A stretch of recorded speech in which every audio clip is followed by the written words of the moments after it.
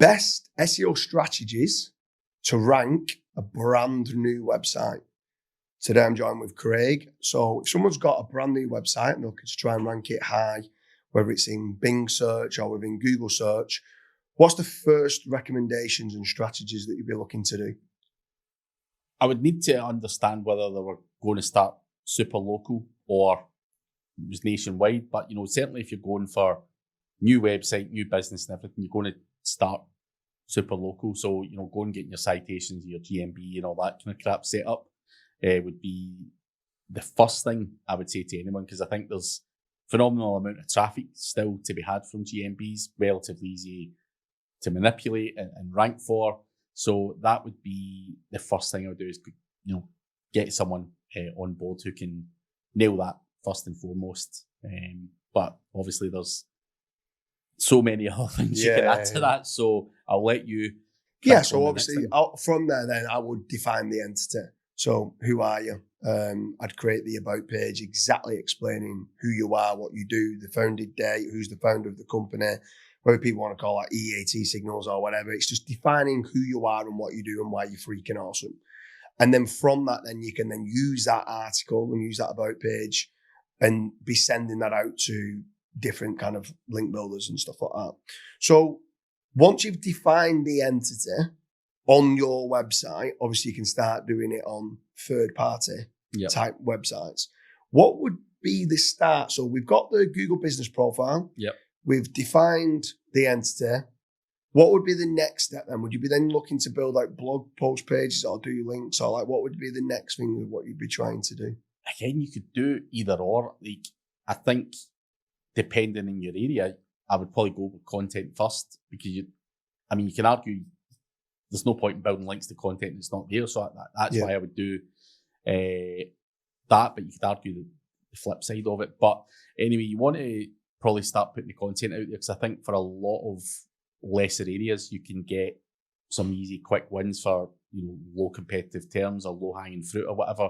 I think smashing out the content would be one of the would first you things. How aggressive would you go on the content? Let's say you've worked out a plan and there's 150 pages. Yeah. Would you at launch create all 150 pages and launch and go boosh, it's all there? Or would you drip feed it and build up article velocity? Like, how would you go about doing? Would you maybe only do one cluster and maybe only do 30 pages, one specific service and all the supporting documents for that one service? Or how would you do that from a semantic point of view? I would always do it bit by bit, probably cluster by cluster. I just think going out there and spanking out 150 pages off the bat, one, your website's got no real power, trust, or authority at that point. So I don't think it's going to do much for you at that point. So it would be cluster by cluster and try and do it at a much slower scale. I know you're going to say that, Craig, I've cranked out thousands of pages. No, I do like the article velocity approach. I think it's important to drip feed it on. Yeah. And just now, I think cranking them out the way that you used to crank them out worked for you at that point. I just think there's so many other factors now at play, like trust signals and all of that kind of stuff. So I would do it cluster by cluster, make it look natural. But also I would be asking the question to the customer as well. If you were to argue that you could crank out 150 pages, because it's not a huge amount of pages, could your business sustain or deal with that amount of stuff? Or what is your most profitable, or things like that as well? So again, I've done it for small businesses and fucked them. Be getting too many calls too quick, and they grew too quickly, and the wheels fell off everything, and they end up fucked. So again, you need to kind of understand that as well. But I think doing it cluster by cluster is the right way. But from there, so on there, then we've built the website, we've defined the entity, we've got the Google business profile, so we've got the NAP and stuff like that. We've now created the content. We might have only created a couple of clusters. And then we're probably going to know, I would then be looking at off-page signals. I would probably still be looking to define the entity on the off-page to start with. Yeah. So what I mean by that is I would be building out the social fortress. Yeah. So everything about GlasgowSEO.tumblr.com. I'd have the Twitter for Glasgow SEO. I'd have the Facebook. I'd have everything, the Reddit, everything being built out to define the brand, and then doing the business listings for the NAP to then go, okay, there's not really much power there. I'm not really chasing the do follows, high DR type of links. I'm just more bothered about NAP being repeated offline, business description being repeated offline, and then obviously like the social fortress of what's going around it. But after that's done, what are you doing for the power? Like, what are you doing to start going, okay, now we're going to start gaining some page rank that's going to start coming through to the site? Obviously, link building would then come into play because you're wanting that domain to be able to carry some power for some of your more competitive areas and stuff like that. So obviously, you've got your homepage is not powerful; it's a brand new website, but all those like Glasgow terms are needing a bit of power. Maybe the area surrounding Glasgow don't really need too much, and you can use your internal links to do that. So I think I would always start to be building links to the homepage and mix it all up with some of the most important pages in the website, and that would come through. You could argue all day long that your citations are not very powerful. They're doing something else for your GMB and some trust signals and all that kind of stuff, but we're really trying to build some power at that point, and that can be through guest posting, listicles, anything you get your hands on. Chamber of Commerce is even another one. Anything that's cost effective and going to move your DR and kind of trust up people going, oh, he's mentioned here, he's mentioned there. You could do some PR syndication blasts and stuff like that. Again, it's not going to move you from a DR3 to a DR15, but I think all of that kind of stuff combined is what I would be wanting to start to slowly do on it. Like you say with the content, I think link velocity is an important thing as well. I wouldn't just go out and spank. I could argue, go spend 10 grand in links. Would I do it that way? Nah, I wouldn't do it that way. I would just buy, whatever I could afford on a month-to-month basis, because I think link velocity is an important thing as well. Yeah, for sure. So obviously there we spoke about article velocity and being built up, and then on the link velocity, I would certainly within month 1 or month 2 do some sort of press release of explaining we've just launched this new brand or this new office space. Again, just repeating the NAP, repeating the entity, repeating who you are. And then, like you said, like the guest posts and stuff like that. But let's say you've moved on, you've done the press release, you've done some guest posts. The guest posts are all indexed. Would you then be doing any sort of tier 2s to the guest posts, or just keep building out more guest posts? That depends on, the answer is all within what your competition are doing. So do I need to? Do I need to go to that cost of doing tier 2s or whatever it may be? Is everyone else doing it in my space, or am I missing something else?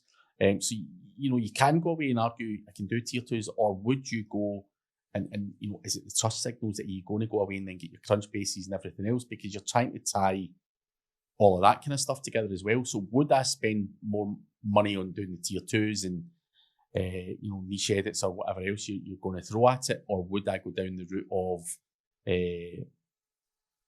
doing maybe even higher profile PR, brand mentions and all that kind of stuff as well? I think. So would you go down the route of like digital PR campaigns? Yeah. So as well as the press release, you've got the guest post, and then you're going down the road of going, okay, I'm going to go and do like a £5,000-6,000 kind of proper digital PR campaign to get these really high end type links that come through. I think that's where, for me, you'll see the DR jumping and get a significant. Let's say the Sun, for example, that's a monster, and it's going to ding you up a little bit. And again, I think there's a bit of trust in that as well.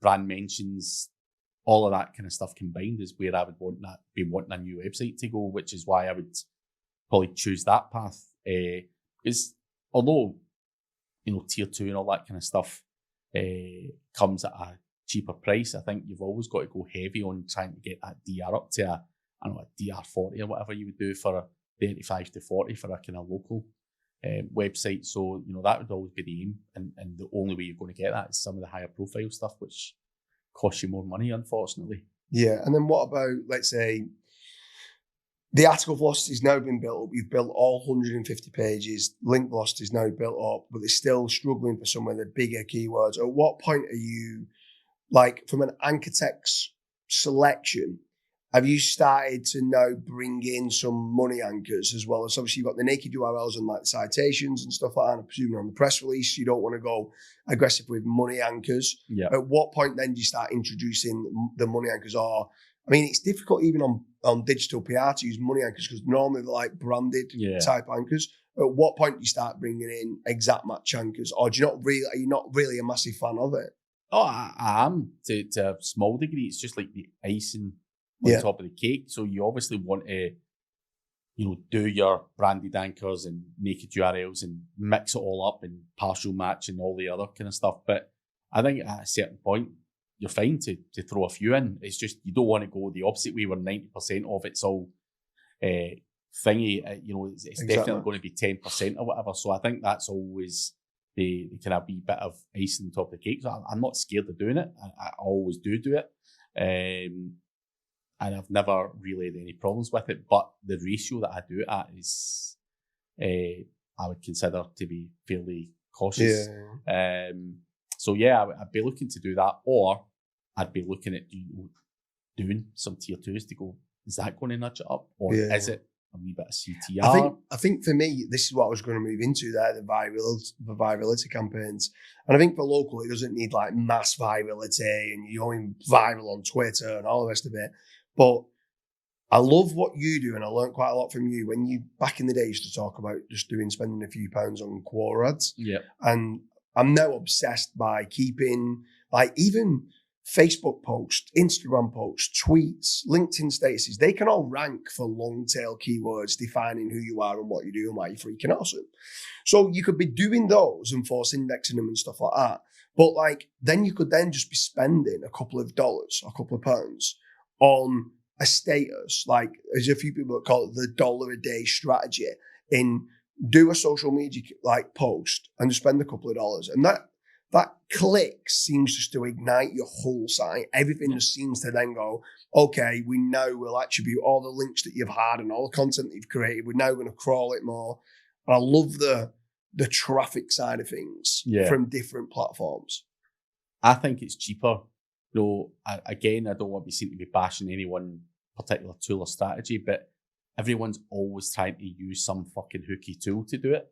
And you're like, the cost of mobile proxies or the cost of this and cost of that is actually a lot more than it would cost you to just do, I don't know, fucking £2 a day Facebook ad or whatever. You're like, fucking hell. So, the cost of it, and you're getting real traffic from a real phone or real device in that area and everything else it's just the right thing to do for me. So, doing that at the cheapest possible price is what you're always wanting, whether it be Reddit, LinkedIn ads. I don't know where your traffic's coming from, but try all of them out. And it doesn't, like you say, for a lot of stuff, you could be talking 5 clicks a day. You need to really push yourself up. You're not talking casino terms where you need to get 200,000 extra hits a month or whatever to move the needle there.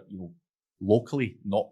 I can almost guarantee 90% of your competition are probably don't even know what virality is. So I think just start a little bit and see if that's what moves the needle. Is that going to slot you in there rather than buying more links or tearing stuff up? It might just be that formula of bit of traffic that pushes you up. So I'm a big fan of always just turning things and spending what you need to spend on it to get it to where you need it to be, rather than just piling in going, is it more links, is it not? I think traffic's always been a big part of that mix. And I remember even speaking at Chiang Mai all them years ago, talking about some of the hit leap and all that kind of stuff. People are only now in recent years talking about virality or doing that. People were using all of the kind of crap back in the day. CTR is certainly not a new thing, but people now realise the value of it the same way as I was doing with Hit Leap or all of the kind of stuff that we were talking about. PandaBot and CrowdSearch.me was the first ones that I ever came across. Yeah, that was like 13 years ago, and like people, the CrowdSearch.me, Dan Anton, he was like, shut it down because the main 10 people that was using it was like, we don't want you selling this to the general public. It works too well. Yeah. And that's when you know something works really well. And Exactly. it's been in it for so long on that. So, yeah. But on this, people are talking about the best SEO strategies to rank a brand new website. And they're watching it and they're going, James, Craig, I've done all that, what you've said. Yeah. For now, obviously, we've done it in very simplistic terms. Yeah. I would be then saying that it's then a case of reverse engineering what others are doing, check and see what links they have, check and see what articles they have that you might not have, looking at the gaps in what they and your competitors do, and just almost be rinse and repeating the strategies of what we just said. I don't think people sometimes try to overcomplicate it. Yeah. And I think they're the best SEO strategies to rank a new website. But what would you say, like, is it literally just a case of you're now missing 16 guest posts and maybe another digital PR campaign and 16 articles? Is it literally just a case of, I know the answer to it, but like, I'm asking you, is it literally just a case of just doing that little bit more than what the competition's doing and just keep edging forward, building up the article velocity and link velocity? Yeah, fine tuning it. You know, the chances of you, like me and you would fight tooth and nail, doing every little trick in the book to try and get one up on each other. Your competition are doing that with you as well. They're watching you. They might just have done it for 2 years before you, and that might be the thing that you're struggling to overcome. But you've got to then just keep trying and rinse, repeating and fine tuning, whether it be your link building, whether it be the traffic, whether it be even optimizing your content better, or, you know, looking for the gaps that you don't have. Reverse engineer. The answer is there. What is that guy doing that you're not? And it might be a technical thing. It may be better internal linking structure. It might be something like that where you've fallen down on. And a lot of the times when I get people come to me going, Craig, can you have a look at this website and tell me what you think? And I'm like, it's not done this, it's not done that. And they're like, oh. And I'm like, dude, that's fucking really basic shit. You should have done that better. No one has ever came to me having done all of that stuff and been, you know, lagging behind. They really haven't.